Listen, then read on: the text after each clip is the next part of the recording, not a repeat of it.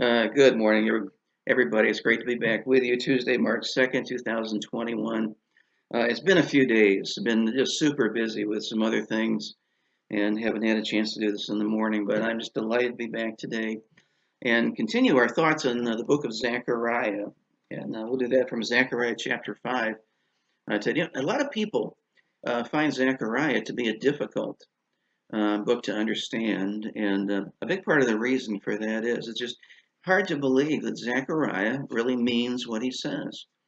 But I'll tell you something, when we take a literal approach to the Bible, so many of these problems fade away, and we can understand them so much better when we just look at what is said and take it literally. And that's what I'd like to do, and that's my approach today. Zechariah 5, 5, and 6, we're looking at what I would call the devil's last stand on this earth. We're looking forward to the Great Tribulation when it comes, and it begins with a description of Satan's economic system. In verses 5 and 6, we read here that then the angel that talked with me went forth and said unto me, Lift up now thine eyes and see, what is this that goeth forth? And I said, What is it? And he said to me, This is an ephah that goeth forth. And he said, Moreover, this is their resemblance throughout all the earth. And so we see here, it's another vision in this whole night of visions. It all takes place in one night, one after another after another. And now something is moving. What is this that goeth forth? And it turns out to be a basket. And it sounds like it's in orbit around the world. He said, This is their resemblance throughout all the earth. Whose resemblance? It continues the thought of the last vision where he saw this huge scroll like a billboard that's unrolled and flying through the air with two commandments, lying and theft.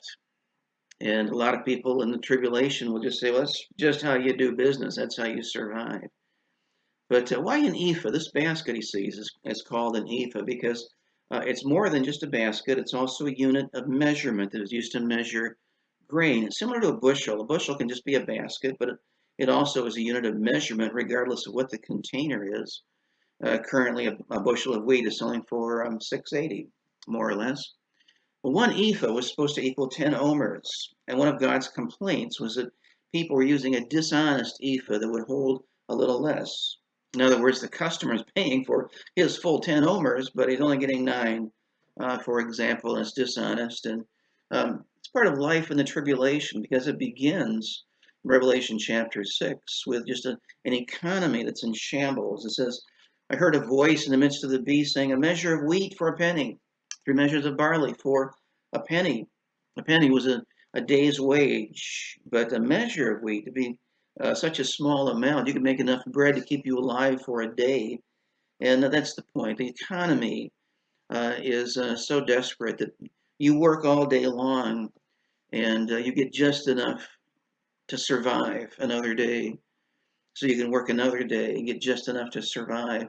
And part of the Revelation that tells us that when the Antichrist comes, he's going to have the solution to the economic problems, and he'll be in control of what we buy and sell.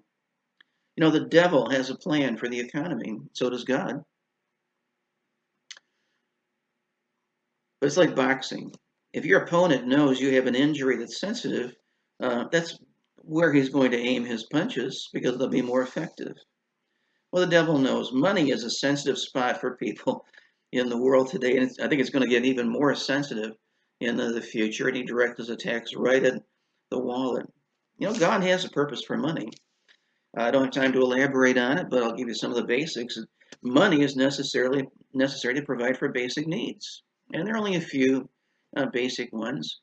Another purpose is to confirm direction for our life, Psalm 37:7. Another one is to have something to give to those who need, 2 Corinthians 8:14. Another is to illustrate God's power for us.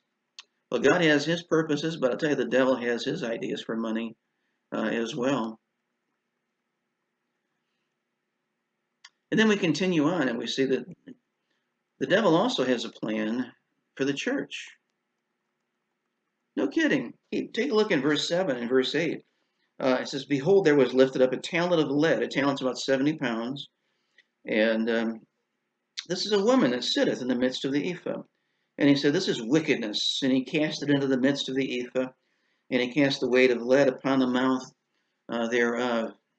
Now, an ephah was a measure of grain, but there's no grain in this basket. There's just this tiny woman, and they pick up this weight of lead that's on top of the basket, and it sounds like the woman is trying to get out. And so he throws her back down in the basket and puts the lid back on. You know, the Bible sometimes pictures women as a picture of purity, like the woman in Proverbs chapter 31. And sometimes the woman is pictured as great evil, like the woman in Proverbs 7. And the word wickedness, by the way, in Hebrew is feminine here. And so we see this woman is pictured in this basket, and not a picture of purity by any means, but it points us ahead, I think, to Revelation chapter 17, where in the future, during the Great Tribulation, we see another woman described here who's called the harlot, who sits on many waters, who's in control of this organization. It's called Mystery Babylon. And in Revelation, out of all the things that John has seen take place, this is the first time in the book that he says he marveled about anything. And I think the reason is because he's seeing the church in the future. The rapture is when Christians are gone, but the church continues on. The buildings are there, and the seminaries still exist, but the church is going to become very wicked at that time. Well, the church is also described today, though, as a woman. In Ephesians 5:31, as the bride of Christ. Paul said this is a great mystery, but I speak concerning Christ and the church. But we should be concerned today when the church doesn't act like the bride of Christ. Sometimes it doesn't, because it points to the future when the church will be as unlike the bride of Christ as any woman could possibly be. So we see the devil's corrupt economic system, we see the devil's corrupt church, and then we see the devil's corrupt city in verses 9, 10, and 11. Zechariah said, I lifted up mine eyes, and I looked, and behold, there came out two women, and the wind was in their wings, for they had wings like the wings of a stork. And they lifted up the ephah between earth and heaven. And then said I to the angel that talked with me, Whither do these bear the ephah? And he said unto me, To build it a house in the land of Shinar. It should be established and set there upon her own base. A stork is an unclean bird. In fact, the book of Leviticus described it as an abomination among birds. But it takes it to Shinar. And where is that? Shinar literally means the house of two rivers. But it's where the Tower of Babel was located. And it became the city of Babylon, and where that's located. And throughout the Bible, from Genesis to Revelation, Babylon is an illustration of humanity in rebellion against God. In Revelation, it presents two Babylons. In chapter 17, spiritual Babylon, the corrupt religion, and then the second Babylon is economic Babylon, and that's this great city that is described here. Very interesting that God has his city. The holy city is Jerusalem. Babylon is the unholy city. You see, the devil always has his counterfeit when God has a plan in mind. And what we see here as we look at what Zechariah has to say is that when the devil plans his attack, it's not random. He's throwing his punches where they count. He'll take something God designs for good and then counterfeit it and destroy it. The Lord does have his purposes for money, but guess what? The devil has his. The Lord has a bride, and Satan has the wicked woman. The Lord has his city, the holy city, and Satan has his unholy city. And you see, it's all a part of a great battle that's going to come to an end someday.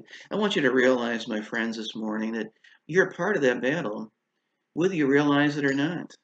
And this is the time to take your stand, to be on the Lord's side in this battle. I'd encourage you, think about that today, and look forward to being back again with you very soon.